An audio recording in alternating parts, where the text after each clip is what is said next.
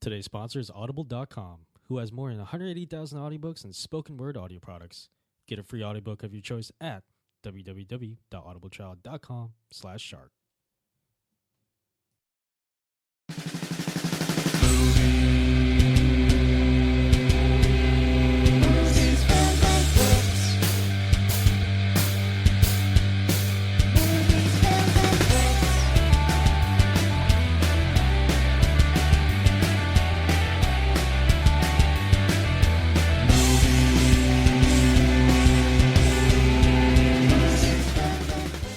Hey, welcome back to Movies, Films, and Flicks. I'm your host, John Loswell. Joining me, as always, are my co-hosts, Mark Hoffmeyer.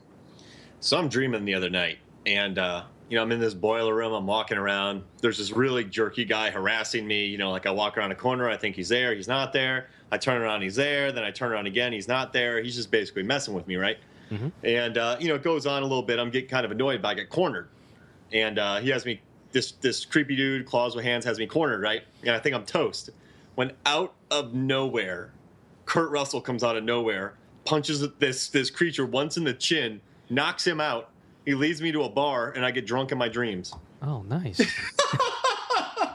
That sounds like Big Trouble in Freddy's Revenge. Yeah. It was crazy. It was great. A great dream. Great dream. I was really going to ask you, I was going to interrupt you and say, where's Kurt Russell in this dream? I mean, he came out of nowhere and saved the day. Like, he chin-checked him. Yeah. Like, Freddy kind of saw him coming, so it wasn't like a total cheap shot. I think he kind of went, hey, Freddy. So Freddy would look at him, so it wasn't like a cheap shot because Kurt Russell was an honorable man. Mm-hmm. And he just like, boom. And Freddy's arms just went straight out. You know when people get knocked out and they go into like, boom, and then he just like fell backwards. Hit his head. It was great. I've heard this. Like, people have nightmares about Freddy Krueger. Freddy Krueger has nightmares about Kurt Russell.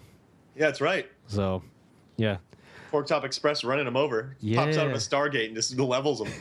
Yeah, I'm not sure, but I feel like somewhere in our first 5 or 8 episodes, we once answered the question of what does Freddy have nightmares about? I feel like Russell. That was a question. Oh, yeah, I said John Wick. Yeah. That's right. Ooh.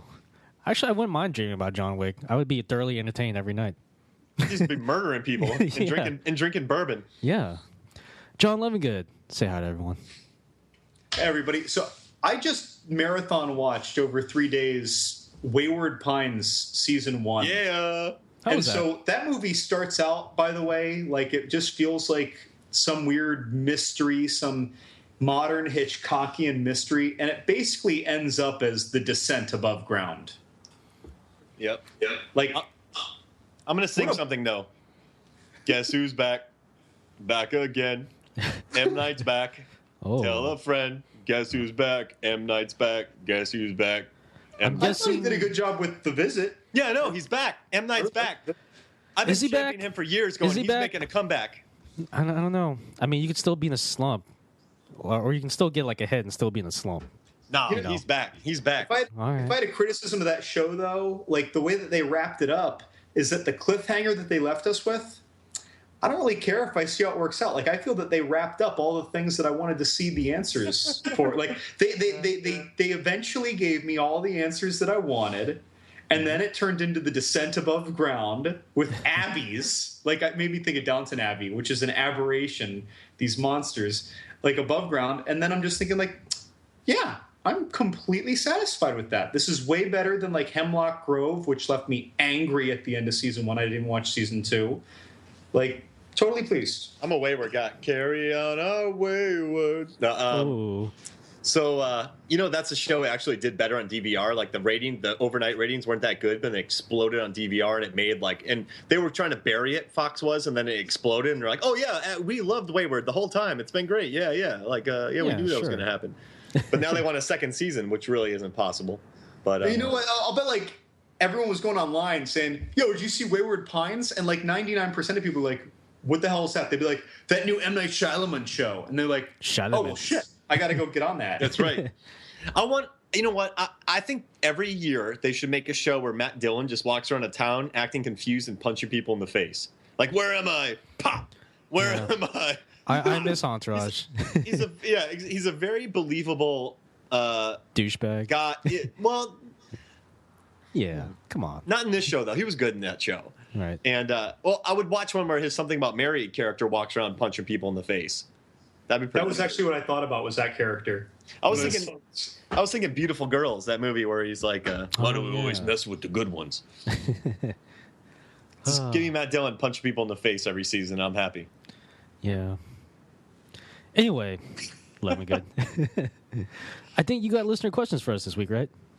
I do. My first question comes from my cousin Ryan from Lake Alfred, Florida, and he asks a little Star Wars question. He asks, if a Sith had a crotch blaster like Sex Machine, which was Tom Savini from Dusk Till Dawn, would he win every single lightsaber duel? Because he could just lock blades with his opponent and then just crotch shot the shit out of him, as he puts it. Here's the problem with that. How many Jedis and Siths in the Star Wars universe have lost their appendages during lightsaber duels? Right? It's always like the hand that they're holding lightsaber in. I'm assuming the lightsaber would be coming from the crotch, and it's just like, why would you even want to risk that?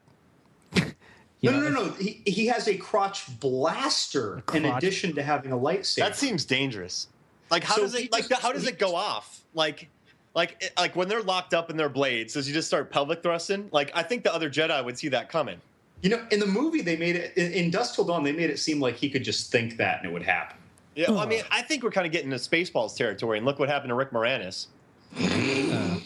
Right? Because they straight up took their lightsabers from their crotch when they did it. Yeah. So, I mean, and he lost. So, I mean, all right, but I am thinking something. If you think about the Sith, though, like, if you think about the good Jedis, they just have the stock lightsaber. But the Sith, Darth Maul had the double-sided because he was probably, he wanted to have one free end to watch out for crotch shots. And then this new guy, Ken Ryu, or whatever his name is, Ryo Ken. Is it Kylo Ren? Yeah, Kylo Ren, something like that. And his thing is kind of fancy. Like, it kind of busts out on the side. So I feel like the Sith are much more prepared for crotch blasters. You know what I mean? But here's the thing. The Sith is also a bad guy. Historically speaking, bad guys in the Star Wars universe cannot shoot for shit. So I feel like even if he's got like a crotch blaster, like he would still find some way to miss. Yeah. But how about this? What if he just puts the crotch blaster on auto fire and then just starts swinging his lightsaber, and then the Jedi has to decide, is he going to deflect these blaster shots, or is he going to defend against the lightsaber? He would just defend against the lightsaber, because like the auto fire would still miss. Like it would shoot everything around the Jedi except He'd the just Jedi. shake his hips around. It would be firing all over the place. Yeah, he would miss the Jedi that. every time. Like, what if they chop that thing off? Like, because their arms are always getting lost. Why not the blaster? Like, because a lot of arms are lost. Like that Hoth Wampa loses an arm, Luke loses an arm. Yeah, seriously. So many limbs and appendages are just lost throughout all these movies. And we might see Darth Maul in the third trilogy section, because like in the comic, the fiction canon, which is considered Star Wars canon, when he made it down there, he wasn't dead, and they gave him like robotic lower body. Oh yeah. Gosh, so a Darth Maul with a double lightsaber crotch blasting at me with robot legs. Like, I feel like that's like Austin Powers. Remember that scene where he's seducing the robots? Yeah, that's right. Like maybe it's the Force like that instead of a gun. You know what I mean? Yeah. But I don't know. I like John's answer. I think the bullets would miss, and I think they would lose a very important appendage. Quick digression. Buddy of mine who loves playing video games. Apparently, there's a new Star Wars game that came out recently. I guess it's like one of the like online multiplayer games. Like whenever he's on the stormtrooper side, he just intentionally misses the good guys every time. His teammates just yell at him, "Why aren't you killing anybody? Because I'm a stormtrooper. I can't hit anybody." You can't be deadly with that. No. I do love that scene though where Han Solo like chases about 40 stormtroopers, and then they're like, "Wait a second," and then they turn around and they start chasing him. Yeah. So I think, plus with all of Darth Maul's like, his stuff is based on movement. Like he's not going to stay long enough just to like, do some thrusts. Yeah. So I don't know. I think a lot of Sith have died because of that. So I'm thinking, no. How do we know Darth Vader doesn't have a crotch blaster himself? You know, Yeah. it's kind of like how we didn't know R2D2 had like jet boosters until we saw it in the prequel trilogy. So, he was pretty much like a Swiss Army knife. R2D2 was. So how do we know knows Darth what Vader was just like he just didn't use like all of his tools that were available to him? You know, maybe he had a crotch blaster. You don't know. I agree. Yeah. He didn't really need it. No, I guess when you can force choke people, a crotch blaster is kind of redundant. Oh, it's overkill. He chokes him and then he shoots you with his crotch. Grand Tarkin. He starts choking him. Oh no! Oh no! Pew, pew. Yeah. I think we kind of answered that. Yeah, maybe? I gotta say though that was an oddly insightful movie crossover question. I like it. We went in depth. I don't think we fully answered it, but I think we answered it enough. Yeah, we went all in, jumped in the Sarlacc pit, and came out somewhat alive. Yeah. So after that extremely specific scenario, here's a very broad one. The Dark Hours from Twitter of the Dark Hours podcast asks, hey, random horror question. What season has the best horror movies? Is it Halloween, Christmas, Valentine's Day? When? So I'm going to go not with like the best movies, like, Halloween would win, but I'm going to go with Christmas. Because of quantity? Because Gremlins, Rare Exports, and Nightmare Before Christmas. Yeah, because they take place during Christmas, right? So technically speaking, they are Christmas movies. Yeah, like Gremlins, when she talks about why she like hates Christmas because her dad fell down the chimney and snapped her neck in Gremlins, like I love that. In Rare Exports, like these like old naked Norwegian Santa men are like chasing down little kids. It's like a kid empowerment movie, and like Santa's eating people. And then Nightmare Before Christmas, man, love it. Yeah. So I'm going Christmas. It's not a horror movie, but Die Hard's my favorite Christmas movie. That's a ho ho ho. If you think about it, Christmas with the Cranks and Surviving Christmas are like the worst movies I've ever seen in my life. So I mean, you could look at them as like terrible and horrible as well. Yeah. I want to say maybe Valentine's Day also has some decent kind of horror movies. Obviously My Bloody Valentine, right? And then also the movie Valentine, not that it was good. Yeah. I can't think of any other holiday. I don't know, maybe Eli Roth never made Thanksgiving, did he? No. Like, it was just a trailer. Mm-hmm. Let's see. Well, they did didn't they do like Thanksgiving with that turkey? I don't know. I've heard a lot about that movie, but I never want to watch it. I've never seen that. One day I might finally give in and see that. I gotta say, it's not really a holiday, but the time frame between New Year's Day and Valentine's Day, that is the gray area when no real blockbusters are released. And actually, if you look at the big number of horror releases in a year, that's when it happens. Is he saying the best time of the year for horror releases? Well, that's how I'm taking it. He just said what season. He said what season has the best horror movies. But I'm going with the fact that so many horror releases disproportionately happen in that time that's. I guess I misanswered that as the best season for horror movies. Like for releases, because that's when you get a load of releases. That's interesting because if you think about January, they call it like the dumping ground of movies. Yeah. So it's interesting that like they put out a lot of horror movies in January statistically. Almost every January and February, you're going to find 3 to 5 horror releases per month, and you will see nothing close to that any other month of the year, including October. Interesting. Huh. I'm saying Gremlins. I'm saying, but I like that though, because Gremlins, and I'd forgotten until you said it that Gremlins was also a Christmas movie. Dude, there's a scene where this mom kills like 4 gremlins. She like blends them and like she murders 4 gremlins like in the microwave. It's a PG movie. It's all right. Yeah. It explodes in the microwave and you see it. And they kill an old woman. They shoot her out of her house.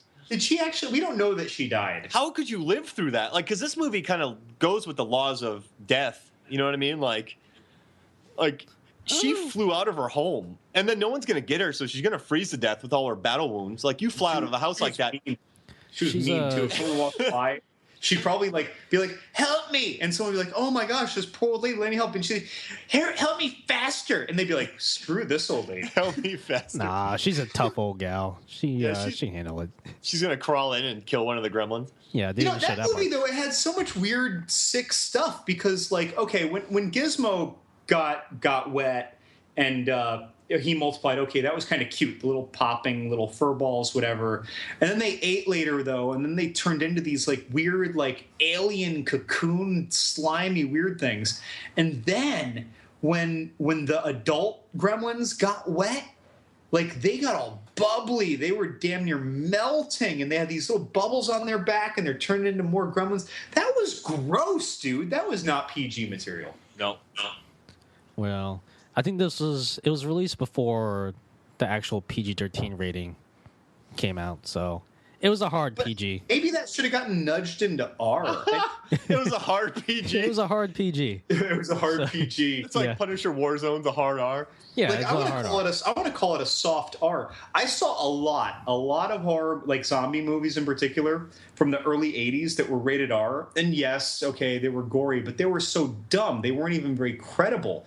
Like the bubbly-backed gremlins, when they got wet, and those slimy cocoons they had, and getting exploded in a microwave and getting blended by the mom, all that feels more real than the nonsense gore of a zombie getting its head blown up. Joe Dante. Yeah. It was just a really fun movie. Joe Dante pulled like a Poltergeist Spielberg with that rating board. Yeah. So we're going to go with Blender for the Blender. answer. Yeah. Blender is the best season for holiday movies. Yeah. Look it up. All right. I think that does it for listener questions for now. I think we did a pretty spectacular job, gentlemen. Give yourself a pat on the back there. I was giving myself a pat on the back when you were telling me to give myself a pat on the back. So now I have two arms patting my back. I'm doing like a me hug. All right. Well, while Mark is busy congratulating himself there, Lemongood, why don't you tell the audience what our topic is today? Well, a lot of times we will discuss themes in horror movies, or we will discuss individual movies to ludicrous detail. But it's seldom that we actually address the synthesis between multiple movies in a franchise.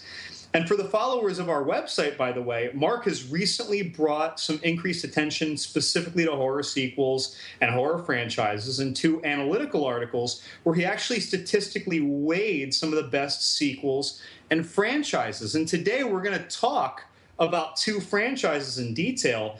But, Mark, would you like to give a quick rundown of what you actually did? Instead of just making a best-of list, you actually crunched some numbers with an analyst, as I understand it. Well, it all started with a 21st Century Horror post. Now, we'll see. For me, I think it's easy to write a best-of list. I do. I think, we all have it. We've all done it. I've read some very credible best-of lists, but it all started when I wanted to figure out the best 21st Century Horror films. And so I broke down all the critical data for those. But then, that hit big, as you all know. And so I started to think about, hey, what could be a follow-up? Like, I didn't want to rip anything off, and so I figured best franchises. So I got with my cousin Jeremy. We should get him on here to explain this. Sorry, Jeremy. We'll get you on sometime, and you can break it all down. He's a data wrangling wizard. And so I collected 24 franchises worth of box office and their critical and audience ratings. Then Jeremy fixed he put them in a big list, 247. Ooh, good job, figured Jeremy. we figured out all their ROIs. He did an ROI rank, and then he also. And when you say ROI, what are you referring to? So return on investment. So obviously, like Jaws had, Paranormal Activity. Jaws had the best return on investment. So Paranormal Activity cost $15,000, and let's just say domestically it made $110 million. Ooh, so the return and Wait, Jaws made $1 billion. You said Jaws actually had a higher ROI than... Oh, no, it didn't. Paranormal Activity was one. Then Jaws, Psycho, Exorcist. So Jaws made $1 billion just in the States. And so what we did was we figured out the ROI. So Paranormal Activity, the ROI rank was obviously, if we had 147 films, it was 147. So we had like the ROI rank out of all the 247. I'm sorry, it had the ROI rank, and we went through. Jeremy did this, but I collected the data, he analyzed it, and so we went through critics, audiences. We did an Amazon weighted score because Amazon, they traditionally score higher than any other website. Like, Freddy 3 or Nightmare on Elm Street 3 was like 100%. So we did a weighted average on that. Shawshank Redemption is 91. So, it's just pretty interesting. So we did a weighted average. Hey, Nightmare on Elm Street Part 3 is legitimately yeah. than Shawshank. Everybody so you think knows that. So you think it's 100% worthy? Yeah. And so, we averaged.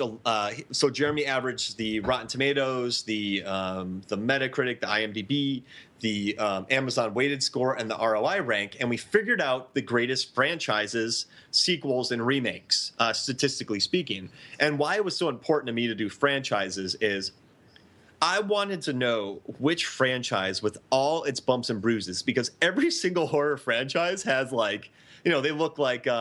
If Rocky was actually in a real boxing match and he got hit that many times by Ivan Drago, that's what a horror series would look like, that many bumps and bruises, because there's been some really bad films. And I kind of wanted to know, obviously Jaws 1 made a lot of money, but I want to know how Jaws 2, 3, and 4 did in comparison. Not well. And so we ended up figuring out that The Evil Dead was the best horror franchise. Then we figured out that either Silence of the Lambs, if you think it's a sequel, or Aliens are the best horror sequels. And the best horror remake was David Cronenberg's The Fly. And I like these lists, not because it's I think this is number one. I think they are backed up by data. I think that we got the best from every source we could possibly find. And I like the ROI just simply because, if you did Underworld and Resident Evil and those kind of bigger movies, they have $40 million budgets and they make $40 million back at the domestic we only looked at domestic box office because international is impossible. But if you look at the budgets, I want to know which movies made the most money, return on investment. And so we broke that all down, had a lot of data. And the following franchises we're going to talk about actually were, they were in the top 10 of everything except remakes because the Nightmare. Oh, I'll let you talk about that, John. But they were in the top 10 of the best sequels and the best franchises. So these are two franchises that are, legit phenomenons. And I think that's kind of important to talk about during Halloween time. So I actually called just a couple specific numbers from your articles. And so you made the point about Jaws, and anyone who listens knows that Mark loves Jaws. Greatest and movie. Jaws as a franchise did not make his top 15 horror franchise list at all, even though the first Jaws made over $1 billion. And I got a quote, and that was that Jaws 2, 3, and 4 averaged $143 million. And that's really good. But if you combine Jaws 2, 3, and 4's box office, domestic box office, you really only get about a third of Jaws 1, which came out earlier. And that, return on investment may have been positive, but it really doesn't shine very brightly for growth and development for that franchise. Yeah, and I think I put that chart in the post.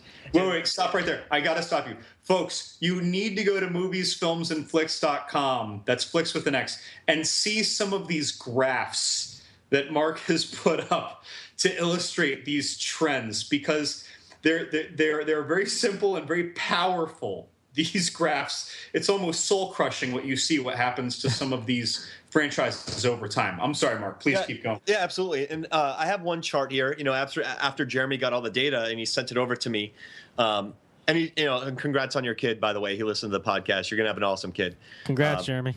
Yeah, and I hope the family's great. And we'll get you on sometime. Don't worry about it. So I have a chart here with Jaws, The Exorcist, The Amityville Horror, Poltergeist, and Psycho. And what I did was I showed their decline from first film to prior films. And from all those series, there's a massive drop-off in box office. But then I showed the series, Evil Dead. Evil Dead's only franchise to double its box office with each film. So it went from like 2.5 to 5 to 12 to actually a lot more than that. It went to about 45. And so I've got your numbers okay. for parts 1 through 3, and then the remake, it's 6, 12, 22, and 55. Yeah, so like no remake really has made more money than the original, which is pretty crazy. And I hate to do this because we know John loves Hellraiser, and Hellraiser actually made money with every theatrical release. But I showed the kind of box office decline as opposed to Evil Dead and Hellraiser. So yes, Hellraiser made money, but it had a pretty steady decline. Now, Evil Dead just skyrockets. So, with this franchise information, it's actually pretty reliable because it just sort of speaks to the numbers. And one thing I kept finding out, in every top 10 and every top 5, Nightmare on Elm Street was a really solid competitor. Oh, yeah. Nightmare on Elm Street, they affect me over and over again. And sort of the Evil Deads. But yeah, I'm a huge fan of the Evil Dead franchise. I'm sorry. Well, the Evil Dead franchise, but also the Nightmare on Elm Street franchise very much. And hey, wait, they're actually connected. Because in the first Nightmare on Elm Street, there's a scene from Evil Dead. Yeah, they had like a little thing, back and forth going on together. And also, if Nightmare on Elm Street would have stopped after 4 films, it would have been alongside Evil Dead, because the first 4 Nightmare on Elm Street films made, with inflation, $59 million, $66 million, $93 million, and $97 million. So aside, the first 4 films of every horror franchise, the only 2 franchises to make money, to have more box office is Evil Dead and Nightmare on Elm Street. So, both these, Nightmare on Elm Street was a legit phenomenon. And we've talked about the first one with Wes Craven, but I don't think we dove into the rest of the films. That's right, yeah. And for anyone wondering what we were just talking about, that we actually did a Wes Craven special podcast episode. We did talk a lot about Nightmare on Elm Street Part 1, that was in our episode 28, by the way, for anyone who cares. And today, we're going to talk a little bit more about 2 of Wes Craven's franchises, which kind of makes this our Wes Craven tribute Part 2 in a way. Yeah.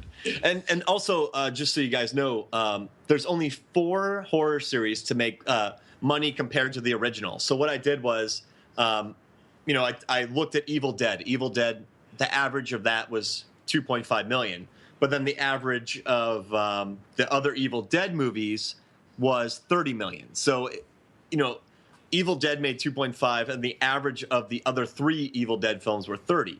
So the only horror series to do that were the Hannibal franchise, Evil Dead franchise, Nightmare on Elm Street, and Resident Evil. So Nightmare on Elm Street, actually, the series average is over what the first one made. So it's proven that this thing has legs and tongues and claws, gross, stretchy stuff. Yeah. There are so many tongues in the Nightmare on Elm Street franchise. Dude, there's tongues through phones. In New Nightmare, she gets wrapped with a tongue around her face. It's like, where did the prop department get all these tongues? In part two, Jesse gets possessed by Freddy, and he drops this big, long purple tongue on his girlfriend's chest. Like, there's a lot of tongues, and then Freddy's just flicking his tongue, kind of like, I don't know, some pervy dude or something every now and then in his movies. There's a lot of tongue action. And in part 3, the nurse gets that mute kid. She kind of corners him and seduces him, and then after she's got him laying down on this little like hospital bed, she's spitting projectile tongues that tie the kid up in bondage. Oh yeah, there are tongues all over the place in this franchise. This is interesting. And I just watched the documentary, was it Never Sleep Again? It's 4 hours long, but it covers every single Nightmare on Elm Street film. I haven't gotten to I don't know if they cover the remake, but I'm getting to Freddy vs. Jason right now. And what I think is most impressive about Nightmare on Elm Street 2 and 3 are the most of the budgets went to the set pieces and the gore. Like Nightmare on Elm Street 3, which is actually the number 5, statistically speaking, sequel of all time, is actually all the budget went to special effects, and it might be it might be the fan favorite of Nightmare on Elm Street because it is so loaded with, like a group of likable kids and a ton of special effects. I'm kind of curious Nightmare now. on Elm Street. Oh, go ahead. I'm kind of curious now. I want to see someone make a chart of the use of tongues in the Nightmare on Elm Street movies. I feel like it would just be like a rising linear line. It's just like that's typical. Like, do you mean like the number of tongues? Yeah, just the number, the intensity, the amount of flicking. I don't know. I think we should, because I think they're all on Netflix, and we could just fast forward and chart that, and I can make an infographic. I swear, if anybody here is listening to this and they take that idea. There really are a lot of trends in Wes Craven movies in general, but especially in his. Well, they're not all his. The only one that was truly his was part one. But in these Nightmare on Elm Street movies, more than any other franchise, must I say that the different directors, because it's like a different director for every movie. Yeah, and a lot of them did good work, like later on.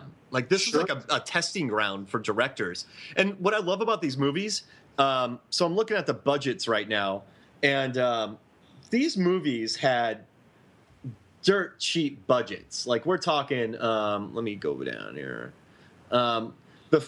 These are like some of the most money-making independent films. So the first one was 1.8 million. The second one was 2.2 million. These are not adjusted. Wait, are these adjusted for inflation? No, these are not adjusted. Oh, wait. No, they're not adjusted for inflation. But, at the time, these were very cheap movies to make. So you had 4.5 million. You had 7 million. These were not expensive movies. And so what they did on a budget, you know why they would hire directors? You know why they hired Rennie Harlan for the fourth Nightmare on Elm Street? They looked at him, and they're like, he's big. He doesn't have much money. He'll work really hard for us, and he won't die. There you go. Did you know that? They're like looking at him like he can survive this shoot, because like these shoots are massive, special effect driven, which takes a lot of time films, and they wore all their crews out. So so that's why they kind of hired younger directors, because they knew they could work their butts off. Yeah, it's funny you mentioned the special effects driven, and we were talking about tongues. And in Nightmare on Elm Street Part 1, when Nancy is holding the phone, and she hears Freddy's voice on the other end of the phone, and the camera pans out, and you see like Freddy's mouth and his tongue are at the receiver, or at the speaker end of the phone. That effect, I think it took $5 or $10. Like Wes Craven was joking about how immensely inexpensive that effect was, and it was one of the most off-putting, shocking, unexpected effects of the whole movie. Interesting. But they also almost killed his crew with that blood geyser bed. From the first movie. Yeah, the blood geyser bed, and also when Tina dies, when she's kind of rotating along the walls and the ceilings, they used a rotating room for that. They used the same room for both of those stunts, those gags that they call them. Wow. So the exploding bed gag, and then the Tina getting dragged around the room gag were the same rotating room. And they use that later when the kid got tied up with the tongues. Oh man. And he passed out because his arms were over his head, and they had to he's like, I think that's why they hired me, because I just didn't complain much. I can just imagine what's going through the mind of a crew member during that scene. It's just like, what am I doing in my life? Yeah. Dude, I was supposed to go to law school. Yeah, and in that Never Sleep Again, they had, normally these are reserved for music videos where you do a lot of hours, at least for me. But they had days that were like 21 hours on these films. Man. And that means you have to turn around in 6 and come back to work. So these were grueling films to make. So I don't know. I thought that was pretty interesting. Man. So it's not all fun and games on a movie shoot, huh? Oh, they're terrible. It's just a bunch of surly people. Actually, the guy from New Nightmare was joking around. The guy who played the prop master in New Nightmare, he's like, so they made me the prop guy, but I looked, I was like the wimpiest looking prop guy in the history of the world, because when you meet prop guys, they're like the saltiest dude you'll ever meet. Yeah. And so I thought that was kind of funny from New Nightmare. I gotta say, in a lot of movies, it bothers me not bothers me, but you kind of roll your eyes before you enjoy the rest of the scene when you see how concepts are borrowed from movie to movie. You know, when clearly a director is taking another director's idea or a writer is taking a former writer's idea. And in like the first three, and I like referencing the first three Nightmare on Elm Street movies, because 4, 5, and Freddy's Dead is where it kind of got comic book video game zany and cartoonish. But like in the first three movies, there were a lot of themes. And yeah, sure, Wes Craven was involved with Jack Shoulder for the general writing of part 2. He was involved in character writing for part 3, less and less involved. But there were a lot. I mean, you know, part 1, we get those boiler room scenes, right? Really eerie. And the alley scenes. And then in part 2, it goes to the power plant where Freddy worked. In part 3, it goes to this junkyard where his remains were buried. And all three of them, you know, it's dark. There's a lot of just old metal, rusty stuff. There's a lot of things for him to drag his claws against. There are a lot of shadows. It's always dark and dreary. Like, that's one of those themes that I thought really worked, especially in part 1. Like, what would you think of those themes and all the silhouette shots of Freddy, for example? I mean, they definitely did change from film to film. The first one, I think it was kind of Wes Craven working some stuff out. The second one was very interesting. I mean, you know, they call it like the first openly gay horror film, right? Is that what they were talking about? They're calling it that now. And it's interesting that back then they didn't. And even this is very recent, by the way. Well, so really recently, I had posted something on a Facebook forum for Nightmare on Elm Street, and it was... I'll even go more recent. More recently, there was a Kickstarter campaign for Mark Patton, who played the star Jesse in Noe's Part 2. And they were talking about him and Jack Shoulder, the director, and how immensely openly gay this movie was. But a few weeks before this was advertised, I was posting about this on Facebook, and a bunch of people were basically calling me an asshole and saying... Aww. It wasn't open. It wasn't gay. It wasn't sexual. It was just a movie. And I'm gay. I didn't think it was gay. And I'm just looking back at this movie and thinking, are you serious? But either way, then it came out, and then there's this documentary. Mark, where were you going? You were going to take us somewhere. Yeah, in the documentary, they interviewed the crew, the directors, the producers, the actors, and you know, some people didn't really get it. But I mean, there are the scenes where the coach, you know, they find him at the leather bar, then he's literally attacked by balls, and then a towel snaps his butt. You know, the production designer, they were talking about Mark, the lead star of the film. He was basically like the final girl, but he was the final guy. He was saying that the production designer was gay on the film. So there was a board game called Probe. On his door, there was a sign that said, no chicks allowed. So, I mean, the subtext was actually right in your face. And Robert Englund made a joke. He's like, man, they love that movie in Europe. Like, he's like, they ate up all that stuff.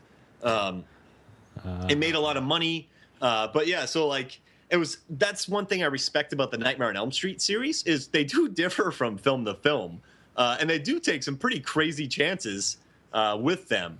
So I don't know. I kind of respect that about the series. Do you think that's the reason why it had such a consistent ROI across each entry in the series? I mean, it never got boring, right. And Freddy was a total phenomenon. Yeah. So I mean, if people would have disliked 2, they wouldn't have come out in droves for 3. Like 3 was a massive moneymaker. So I mean, audiences must have loved 2 because it had some interesting thing. Like it had a really weird dance scene, and then well, you know, the kid practiced that, and then they filmed it, and then the director's like, that wasn't really what I was looking for, but we just put it in the movie.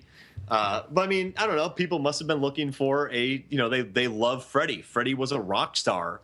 I mean, he was making TV appearances. He even had his own rap album, I think, after the 4th one. So. I don't know. I think it's just like, but it is definitely a case of horror franchises making something terrible. You know, Rob Zombie, we were talking about him earlier, and how, you know, whenever you watch a movie of his, you have to take a shower afterwards because you're literally covered in dirt. Like it looks like you know, when bombs explode in cartoons and like the characters are all just covered in soot. Oh yeah. Like we're like chimney sweeps in England, basically in the 18th century. We're Dick Van Dyke and Mary Poppins. Yeah, exactly. The chimney sweep that's in there. So, but Rob Zombie was like, Nightmare on Elm Street was a dirty, gritty film, and like every sequel, like most horror films, they went away from that. The second one they kept a little bit, but they completely ditched. Well, yeah, a little bit in the second, but they kind of completely ditched it in the third one, where they have him doing one-liners, and they changed the continuity in the second one because Freddy could actually come out in the real world. So what do you think, Levin Good? Well, yeah, it's interesting. So that was actually another trend, by the way, that I'll use to segue into that. But like one of the trends is that we see Freddy evolve in the movies. In the first movie, we're introduced to this boogeyman who can kill us in our dreams. In the second movie, or actually I'll skip. In the third movie, he finds a way to, by his own discretion, completely by his own discretion, come into reality, which is what he does in the junkyard scene in part 3, when John Saxon and the psychiatrist are trying to bury his remains, and he animates his own skeleton to defend himself. Oh, yeah. Right. Now, in part 2, there was an intermediary. He starts to take over Jesse, Mark Patton, the actor's body. But, of course, the interesting subtext there is that, and these movies are, at least the first 3, are loaded with a lot of sexual and or perverse subtext, higher in some movies than others, is that back in a time, and again, this is not a statement for a soapbox or anything, but this is coming from a time when people were treating being gay as something that you could control, that could be fixed sometimes. It was very controversial. And in reality, that's nonsense. But in this movie, Freddy is taking over Mark Patton's body when all of this homosexual subtext is taking place. He takes over Mark Patton, or that is the character Jesse's body, when he encounters his gym coach at a bar where they're wearing leather vests and no shirts, and the bartenders have no shirts but leather-studded wristlets. And he takes him to the school, makes him run laps in sweats, and then Marshall Bell is watching him in the shower with his bare butt, like it's a shower scene in any random horror movie with a girl. So, like, Freddy is taking over the body at the same time that this is happening, and that's an interesting statement, in my opinion, of how Freddy is manipulating this person with all the subtext that's going on. And also another trend, by the way, just because it's another vector for showing how Freddy comes into the real world. In the first movie, Nancy had to pull him. In the second, he was using someone's body. He was using a vector. And he interrupted a pool party. What a dick. Yeah, seriously. And he interrupted a pool party. Evidently killed a bunch of kids. Yeah. Imagine that, John. You have the party of the year, right? You're just like, yo, pool party, aquabats, my house. I got hot dogs and chips. Yeah. You have a massive party. Then this dream monster comes out and starts slashing people to death. Okay, I should have known. Now you just brought up a good point from both of the first movies. Do you think that if you're Wes Craven and you know everything that's going on in these movies, regardless of what we see on the screen, did these movies happen or were these movies all dreams? Wait, yeah, they happen. Yeah, they happen. So at the end of part one, we see Nancy running into a car with her friends who were all killed, but now they're alive. But only now she seems to be in a dream with them, where Freddy is sort of the car, and Freddy pulls her mother, who's alive again, through the window, right? And then part 2 both begins and ends with a weird hint that this is presently in a dream. Well, Wes Craven didn't want that at the end of the first one. He wanted just to end, but they made him put that car in at the end. But it's there. It's there now in the finish. Yeah, but he hates it. He hates it. So I think, yeah. So Wes Craven created it. He hates it. So I think it happened. Poor guy. Yeah. Okay, so if we remove the car, though, what do we think about it then? It happened. Yeah. Yeah. Well, what about part 2? Did part 2 happen? Sure. Yeah. They all happen. Part 2 has a lot of stuff.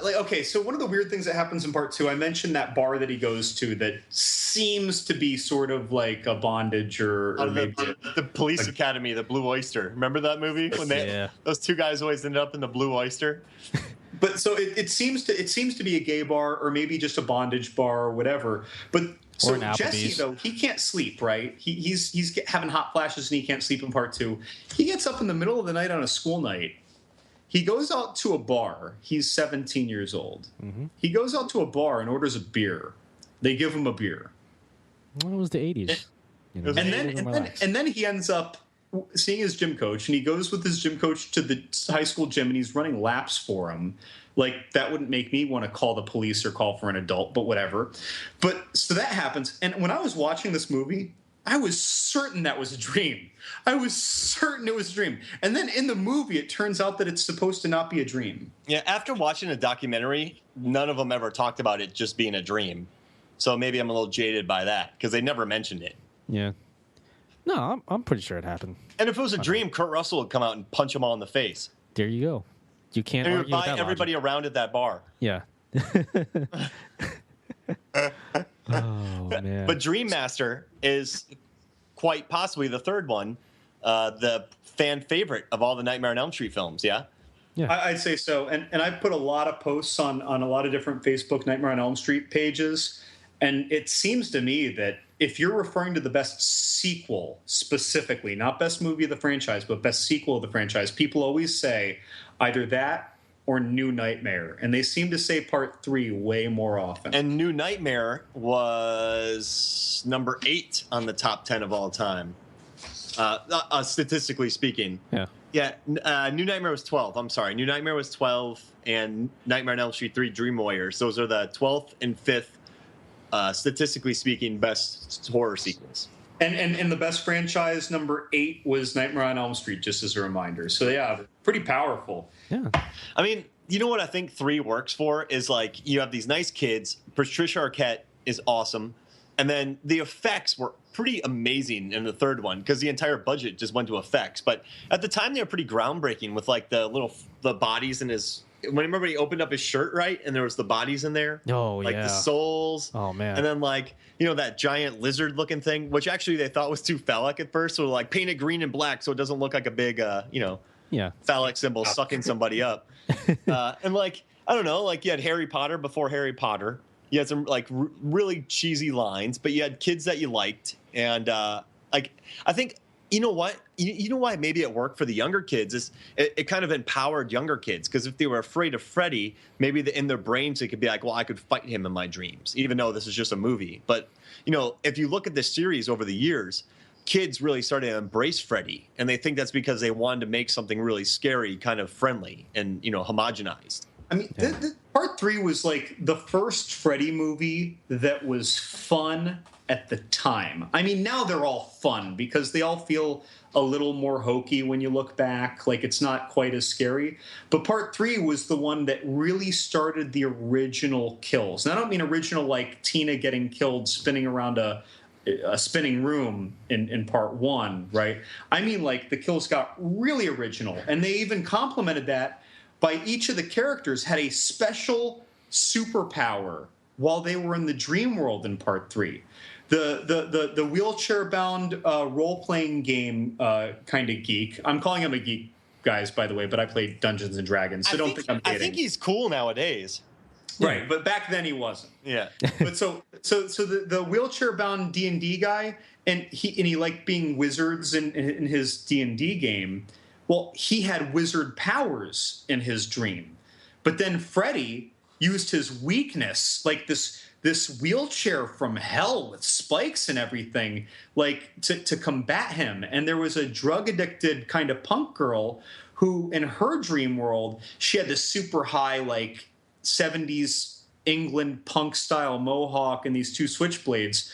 But he used her addiction with these syringe-like gloves with, blue fluid, and he jams them in her veins, like, to kill her. And, I mean, it's a different example for every character. Can I say something real quick? Oh, yeah. Welcome to prime time, bitch. Oh, that's right. Yeah. And the girl who wanted to be an actress, who was the least memorable character in the whole thing, gets one of the most famous lines in the whole movie. Yeah, when Freddy transforms from a TV, which, by the way, is another theme. You see his head push its way through the top of the TV and kind of form through it as it pushes through. We see him do that through Jesse's stomach in Part 2, and we see him do it through the wall above Nancy's bed in Part 1. Yeah. It's a pretty That's effective... yet another one of those themes that every director and writer liked. It's Peter a pretty Jackson effective ripped visual. it off in The Frighteners. Yeah. I have this special edition DVD cover where it kind of mimics that a little bit. I love that Frighteners poster. Yeah. I'm going to go try and find it. But in the meantime, Let's take a break real quick. Hey y'all, it's Mark, and for you, the listeners of Movies, Films, and Flicks, Audible is offering a free audiobook download with a free 30-day trial to give you the opportunity to check out their service. Now, there's a book that I really recommend to you guys, and since we've been talking about horror films tonight, it's a book called Shock Value: How a Few Eccentric Outsiders Gave Us Nightmares, Conquered Hollywood, and Invented Modern Horror. It's a wonderful book. It's about 9 hours long, but it walks you through how Alien, Halloween, Texas Chainsaw Massacre, how the classics were made, Rosemary's Baby. And if you're a fan of horror, if you're a cinephile, and if you're just a fan of classic cinema, I totally recommend Shock Value. It's a wonderful book by Jason Zinnemann. Totally recommend it.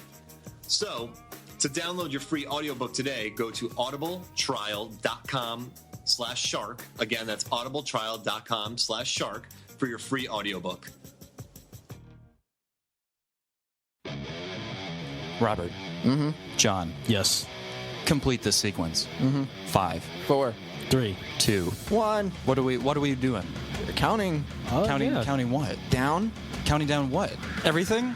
everything and anything. Anything and everything. That's right. The three of us, we count down from 5 down to 1. Top 5, everything and anything that you can think of. You want to know the top 5 shittiest bands? You want to know the top 5 movies? Listen, Shark Dropper Studios, sharkdropper.com.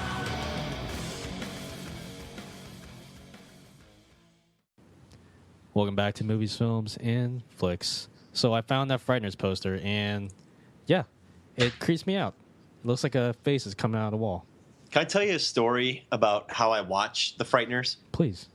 So when I was in St. Pete, I went to Tyrone 6, maybe when I was... Actually, when did The Frighteners come out? Let me look this up. Tyrone 6 was a dingy little theater in the local mall, for those of you who I was now thinking live in St. Pete. 1996 or 97. Yep, 96. And we went to get tickets for Frighteners, and the lady went, no.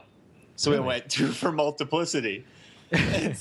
And the lady was a jerk because she walked us to Multiplicity. Right. And I love that movie, dude. I'll Michael Keaton all day. You know, we had a good time actually watching that because, you know, I love me some Michael Keaton, some Andy McDowell. You know, I'm down. Yeah. But then I went back to my mom's house because I went to St. Pete every other weekend. I went to my mom's house. My mom dropped me off at a movie theater, and I saw this couple. And I was like, hey, what movie are you guys going to watch? Like Frighteners. I'm like, can you get me a ticket? And they were like, yeah, you little feral kid. We will gladly get you a ticket to The Frighteners. And I sat there and I watched, and I loved The Frighteners. They called you a feral kid. Yep. I mean, I kind of looked like the kid from Mad Max. Yeah. You know, I kind of had like the loincloth and like all that kind of stuff. And I had a boomerang. Nice. Yeah. All right. Lemon Good, I think you got the final listener question for us today. Yes, I do. Third listener question comes from Isaac's Haunted Beard from Twitter, and he also handles isaacshauntedbeard.blogspot.com. And he asks a little more abstract question than we're used to. He asks, why is Michael Myers' mask referred to as the Shape? What shape are we talking about? Is it the shape of horror? So I'm thinking like, you know, I looked at some research, whatever, and it said that a lot of when you see like the kid or Michael Myers, the actor gets the credit. But when you just see him with the mask, they call that the Shape. But I'm going to ignore that. I'm just going to say that I don't know, he was ultimate evil. He had eyes as black as night. His evil was unexplained, and I just felt like he was just this evil shape in that film. I mean, sure, it was a mask, you know, sure, it may not hold up, but in that film, he was pure evil. And I look at that more as a shape as opposed to like, I don't know, anything else.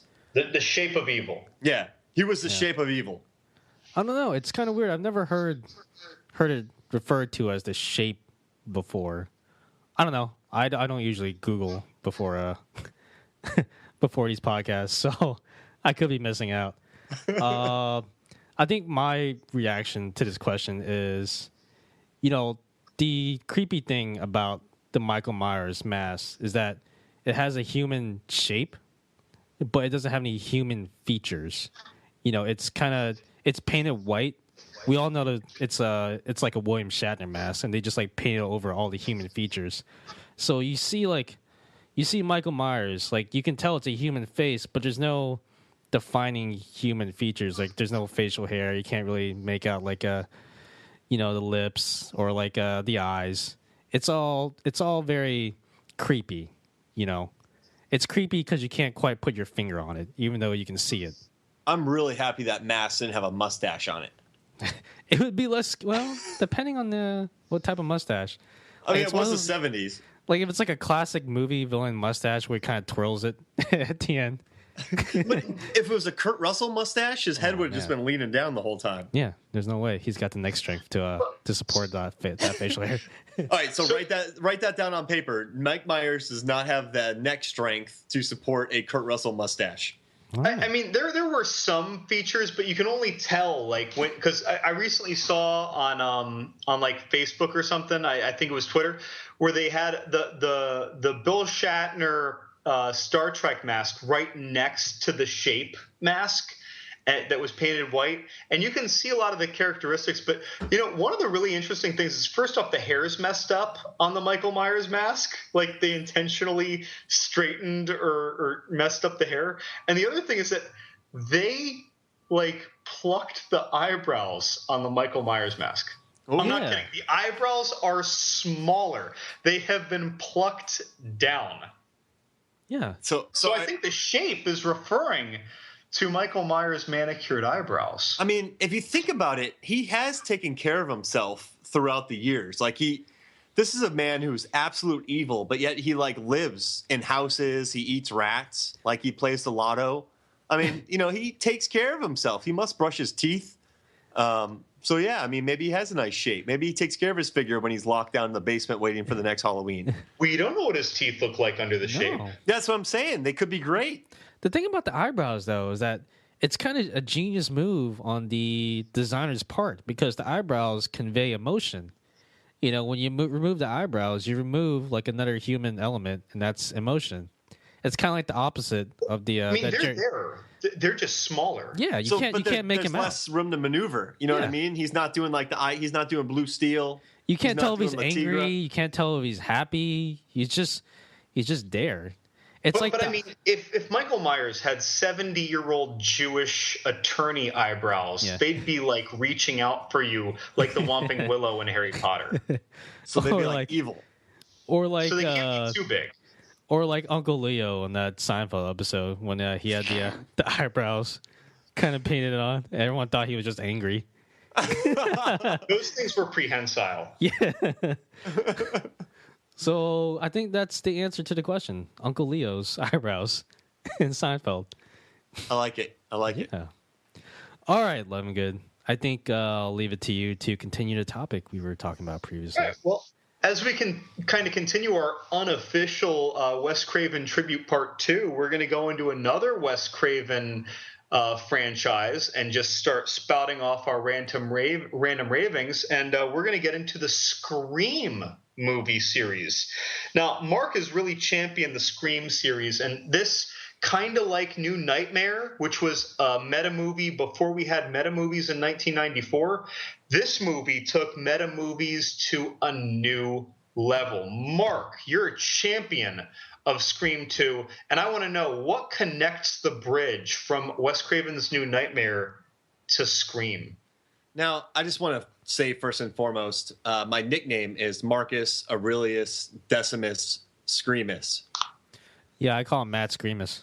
Yep. So I'm a Scream scholar. Yeah. You know what I mean? I'm Scream corn. You know what I mean? Wait, what does that mean? But 1994, Wes Craven's New Nightmare happened. Kevin Williamson, the writer, got an idea oh, hey, this is kind of meta. I'm gonna write a script about teenagers that live in a world where they've seen horror movies. They tapped Wes Craven to direct it, and since the early 90s were pretty weak on horror, it exploded in 96. And I mean, all right, so listen. Scream 1 made $183 million, adjusted for inflation, of course. Now, what kind of budget are we talking about with that $183 million? So it had $183 million, and the budget was $14 million. Woo! That's right. Oh man, We're Ric Flair in these budgets, Yeah. guys. So the second one was 100. The second one with inflation made 177 million. The budget was 24 million. That's a woo, right? woo! All right. The third one was 100. It made 134 million with a budget of 40. Woo! Like, Lower, but still, woo! yeah, but I mean that's ROI. That's two. That's two Yeah. right there. I'm not going to talk about the fourth one. No, I like what the was fourth it? one, but it What was didn't it? make money. What was it? Well, at a $40 million budget, and it only made 38 million. So that's more of like a meh. That's a whoa. Yeah. Yeah. That's because everyone just knew that Anna Faris was already cashing out for real movies. That's right. So, I mean, just think about it. Like, R-rated horror movies making $183 million today. It's unheard That of. doesn't happen. Yeah. That's like superhero Yeah, that movies. doesn't happen. And the thing is that even if you adjusted your budget for inflation when you were given those Scream and Scream 2 stats, I'm sorry, Scary Movie 2, but the Scream movies did well. Even if you adjust for inflation, movies do better kind of with each successive year. Like every year we're breaking records. Yeah, and in the sequel world of horror that we've talked about, there's a massive drop off. So, Scream 3 didn't make that much. Well, it made over 100 million, but the drop offs of the first three are unparalleled. I mean, these were event movies. I mean, I just love that, R-rated slasher bloody movies, three of them in a row made at least 125 million. Like, that's rare in horror. And I mean, if you think about the first one, it was equal parts satire and just straight up bloody. The second one, I think, is probably the best pound for pound horror sequel ever made. Yeah, I mean, I wrote an article about it, and I just think that, Scream 1 hit in 1996, right? They're like, hey, we need a Scream 2, and you need to have it out in a year. So 357 days in that timeline, they had to write a script. There was an outline by Kevin Williamson, but they had to write a script. They had to cast roles. They had to scout locations. They had to film it. They had to edit it and release it in theaters. Take into account the script that leaked, which cost them 2 months. So basically in 10 months, this movie had to get written, and from script to screen, it had to get produced. No other horror film, or films for that matter, have been that good a year after the original. It had no room for error, but it still was able to hit the target. Like, it was a critical and box office success. Yeah, and it's a sequel that has a higher critical rating than the first one, and that rarely happens in horror. That never happens in horror. So you had mentioned something about the script getting leaked and they changed something up. And isn't that linked to something that Wes Craven, he used to like joking that he didn't want to be like Friday the 13th. He didn't want just someone to get like randomly stabbed with a shock and that's the kill. He always wanted more. But of course, in Friday the 13th, there was a good shock at the end. And that's that it was in fact not Jason, but Jason's mother that was the killer. It wasn't until part 2 that he was the killer. And in part 2 of Scream, it was Billy's mother from part 1 who we didn't see. But Billy's mother is the killer, and Cotton Weary, who we thought was the killer in part 1, turns out to be the person who saves the day. So they pulled like a double reverse. Like they totally zigged when we thought they were going to zag. I mean, they zigged. Ooh. We zagged. They zigged, and then we tried to zig with them, and they zagged. Like, there's no zigzagging with them. You know what I mean? Like that crocodile was running straight while I was running zigzag trying to get away, and he caught me. yeah. I think I'm He's getting like, vertigo. He's like just listening to Leatherface this. in the Texas Chainsaw Massacre remake, where that kid's running in a straight line and Leatherface somehow zigs and zags all the way in front of him and chops off his leg. But yeah, like, it was supposed to be Haley, Nev Campbell's roommate, Sydney's roommate in the second one, and she was the girlfriend of Timothy Oliphant. But then they switched it to the mom. So there were script changes, and there was 357 days, and they still provided a satisfying ending. And when you think about horror movies, a lot of endings don't nail their triple indies. Like, they belly flop. This movie nailed its ending, and it had no right to. Like, this is unparalleled in horror history. Yeah. So I want to talk a little bit about the kills in these movies, Mark. So what made part 1 really stand out to you? So this was kind of like a meta movie. It was kind of satirical, but what about the kills worked? Because this is Wes Craven. He was known for fueling interesting kills. So the first death is Drew Barrymore's boyfriend. And what's crazy about that is the jock boyfriend puts up no fight and gets gutted in the first couple minutes. That never happens. The second is one of the best kills that you'll ever see in a horror film is Drew Barrymore, this massive star, gets strung up and gutted in the first 10 minutes of a horror film. Totally unexpected. Totally unexpected. No one saw it coming. You saw her. She was like stabbed and she was reaching for the phone. You did not expect for her mom to walk out and see her gutted and like with her tongue sticking out. And then also the first one, Rose McGowan got killed by an industrial strength garage door opener. That was the strongest garage door opener ever. Yeah, that was your line, Loving Good. And then Matthew Lillard, right? He's stabbing himself to be like, oh, hey, we tried to save you. He's one of the killers. But he ends up dying. But I love, it had a sense of humor. He stabs himself, and then he's like, oh, my mom's going to kill me when the cops are coming. Like, the movie had a sense of humor. There was satire, but it was also brutal. So it walked a very fine line of self-aware but not too smug, but it also gave horror fans what they wanted, which was incredibly bloody and unexpected kills. And I love that, too, when Matthew Lillard is being questioned, I think, by Neve Campbell before they're going to kill her. And she says, why on earth, what got you to do this in the first place anyway? Peer pressure. I'm very sensitive. Like, she says, yeah, well, I just called the cops. It's like, oh, my mom and dad are going to kill me. That's like bleeding. Yeah, and it's an improv line. And as you can see throughout the series is Wes Craven had total faith in his actors. Jamie Kennedy, Courtney Cox, David Arquette, they had a lot of room to kind of improvise and work on their characters. And that's why I think the first three movies, and to a certain extent the fourth, work so well, is because the actors were invested in their characters and they liked their characters. And because of that, the audience liked their characters. So when Jamie Kennedy dies during the daytime unceremoniously in a van in the second one, it punches you right in the face. The kills mattered in these movies. I gotta say that in part two, especially, there were two kills that really shocked the shit out of me. One of them was opening scene. You got Jada Pinkett on her date. She wanted to go see the Sandra Bullock movie, but instead she's dragged to see the free screening of the horror movie Stab with her boyfriend Omar Epps. And everyone's dressed up and everyone has, fake knives and everything. So when she's getting stabbed by the killer in front of everybody at the movie theater, people are seeing this happen. And she's getting stabbed like 5 times with 3 to 5 second gaps in between, looking around, gasping for help. And everyone's just watching. Right? I mean, that was brutal. And you got Sarah Michelle Gellar. She gets stabbed and then just abruptly thrown from a second floor balcony. So those kills I thought were really transformative. They were unexpected. They were unlike the genre at the time. What kills for you two really helped make the Scream franchise, other than those kills and the Drew Barrymore kill? What really stood out to you? And the garage door opener Rose McGowan kill. No, what really made this work? I know you love the Drew Barrymore kill, but were there any kills that you liked other than the Drew Barrymore? I mean, I was gonna say Jada Pinkett's. I like the opening kills.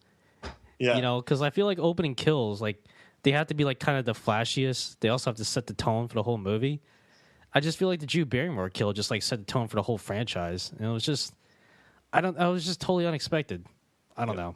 I gotta go with. I mean, Dewey lived in the second one, but in the second one, Dewey gets stabbed to death in like a soundproof room. Like Gail's banging on the thing, and they have great chemistry, Courtney Cox and David Arquette.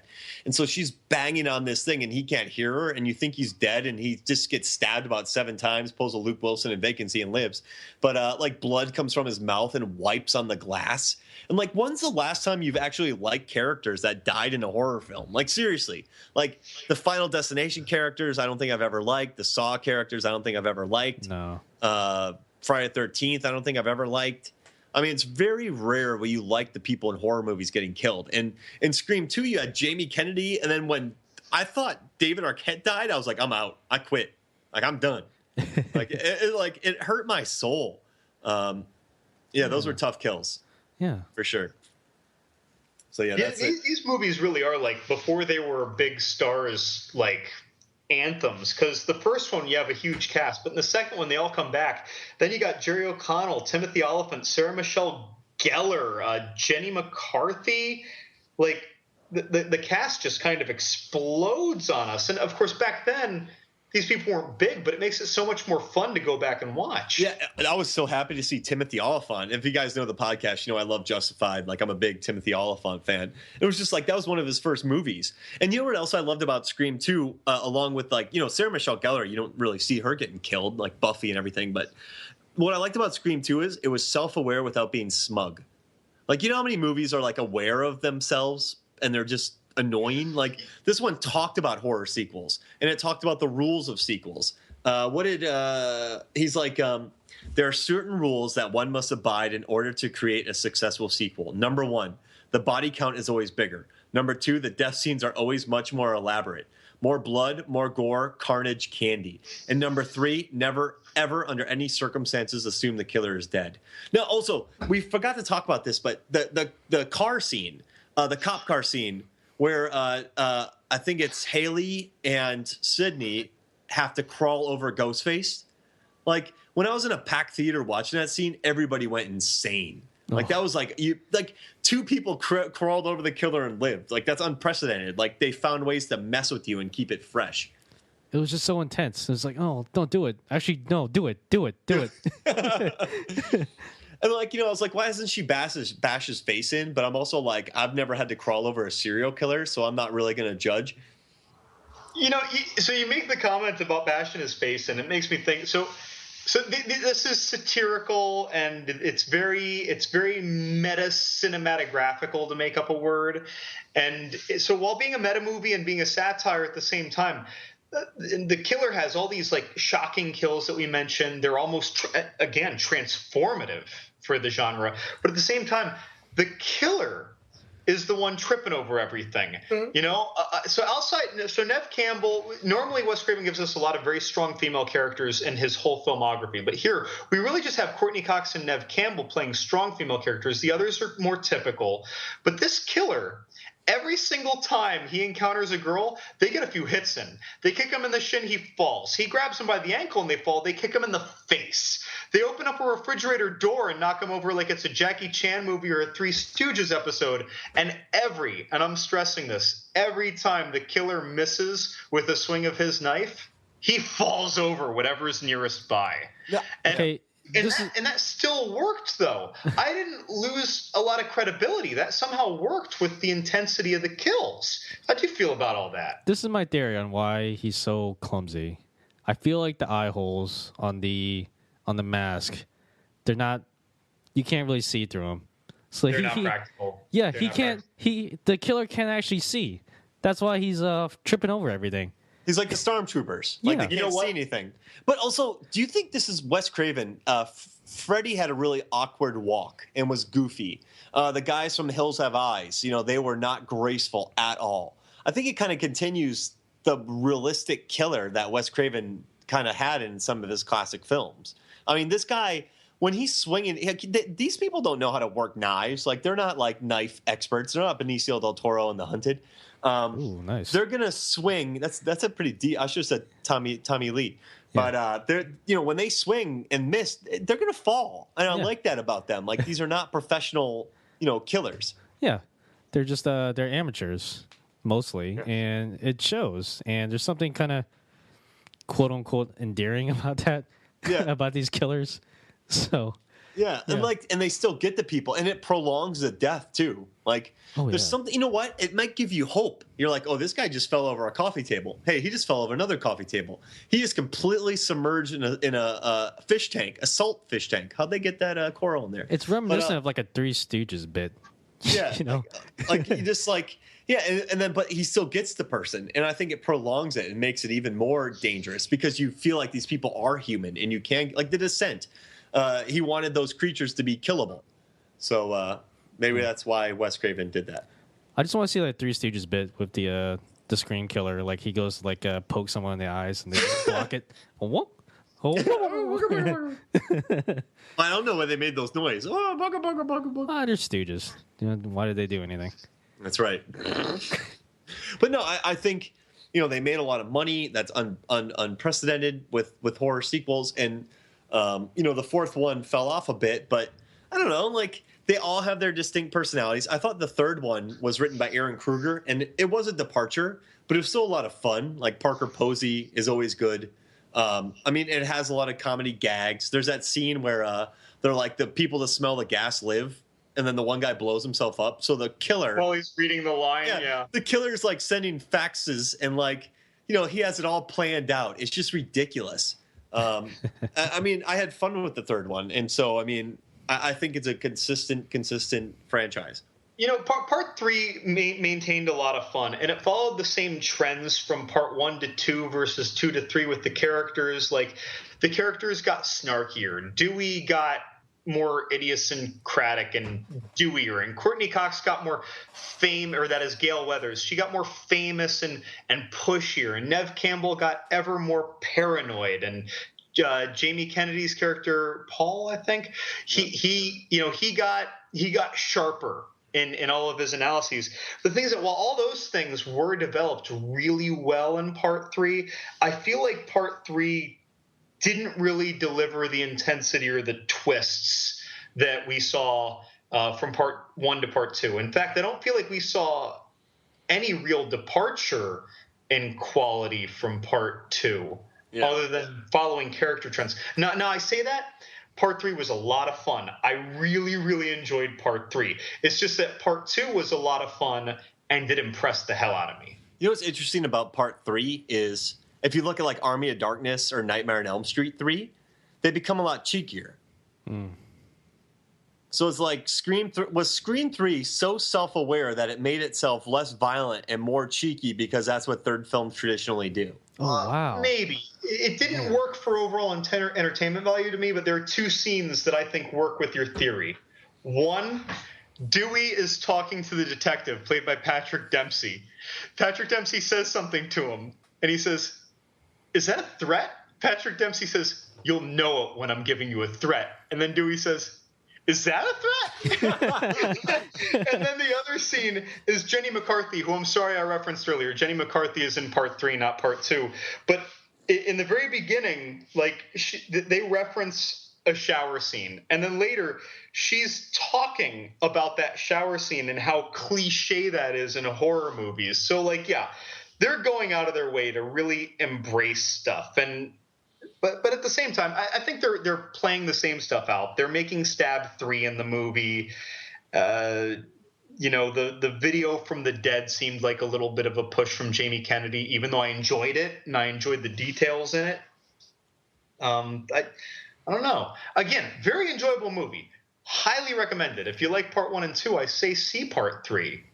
But part 3 didn't carry its weight for a sequel to parts 1 and 2 for me. Yeah, if you're your boat is sinking, 1 and 2 are the people you want with buckets. You know what I mean? So if 1 and 2 are the buckets and 3 is potentially, I don't know, the big fish that jumps in that starts weighing you down. No, it's like a ladle. A ladle. All right, a ladle in a world of when we need buckets. What's part 4? A spork. when you're in the boat? Yeah. No, it's like a butter knife. I was like, oh. Yeah, it's oh gosh. You can still get some water out, but you're just going to do more harm. Yeah. With 4, it was 11 years later.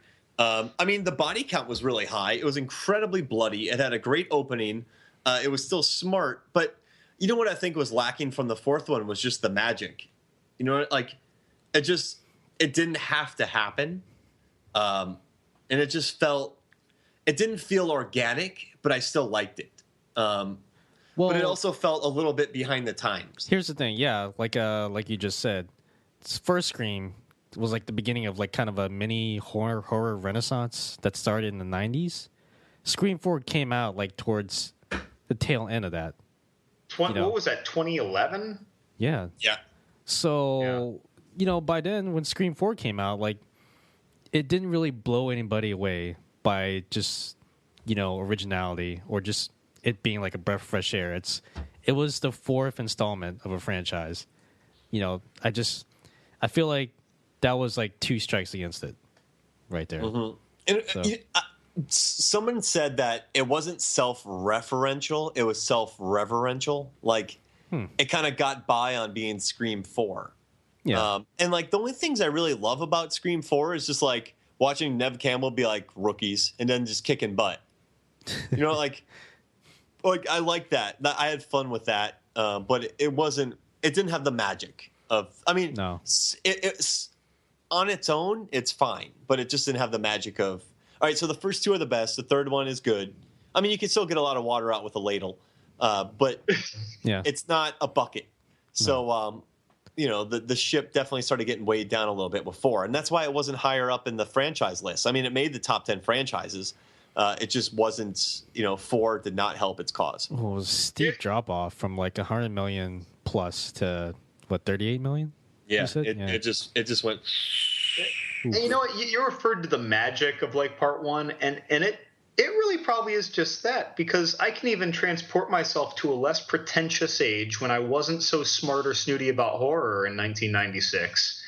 And even back then, if you had just asked me flat out what I'd think about a horror movie where the killer is wearing this outfit and you just show me a picture of the outfit, I'd just say that movie looks stupid. I'm never going to watch it. If you just showed me what the killer was going to wear, I'd be like, that's dumb. Like, Jason is cool, the weird hockey mask, and he's this mutilated zombie thing, and Freddy all burnt faced, or you know what I mean? But like, if you just saw a photograph of this thing, you'd be like, there's no style to that whatsoever. And yet, when watching the movies, I never questioned its legitimacy. I never found myself saying how stupid it was. Yeah. Even though it's just this random looking costume that you'd get at a costume store for $49.99 last minute before a costume party, you know, the night before. Like, I bought it. I never even thought about it until, honestly, just this minute, how silly the killer looks in all those movies. Because he's always tripping over things. And yet it works. Yeah. All right.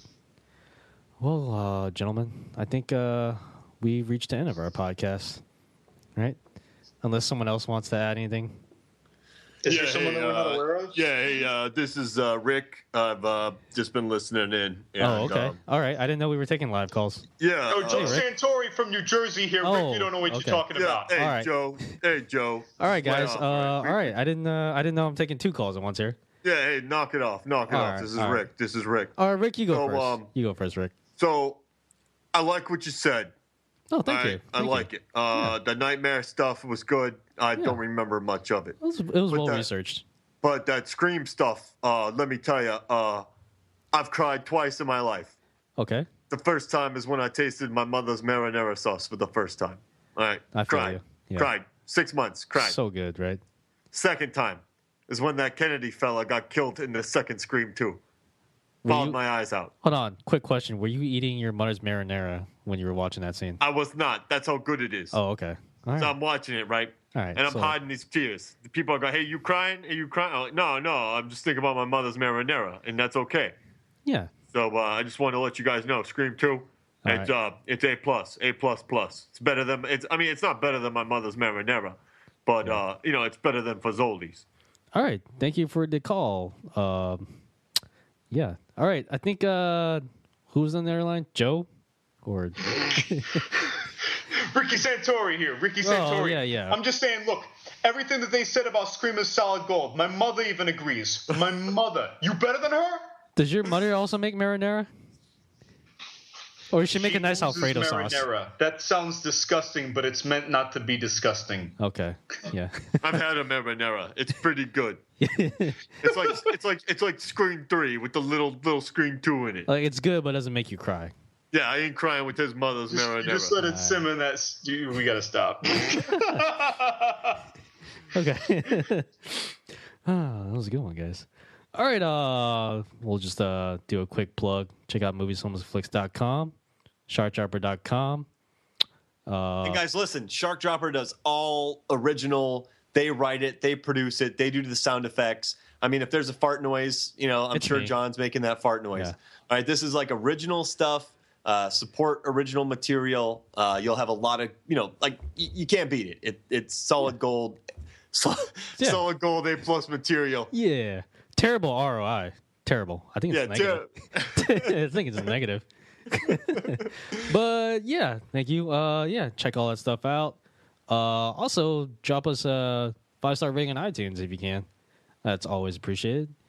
And I think that's it. Subscribe. Yeah, subscribe. And my mother will send you some marinara. I'm not promising nothing. All right. Well, yeah. I don't know. I kind of want your mother's marinara now. I'll send it to you. All right. For my co-host, Mark Hoffmar. Yeah, Mark left. He's gone. Oh, yeah, I know. But I'm just mentioning his name. Yeah. Yeah. John Levingood. Good night, everybody. Thank you for patiently dealing with our horrible impressions.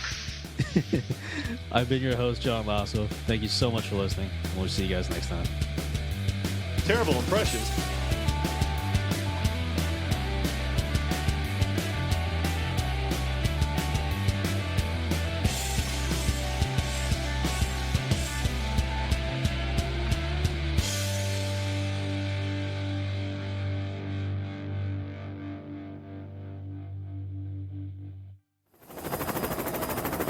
We're above the target. T-minus 5 seconds till shark drop. 5, 4, 3, 2, 1. Drop the shark! Go! Go! Go!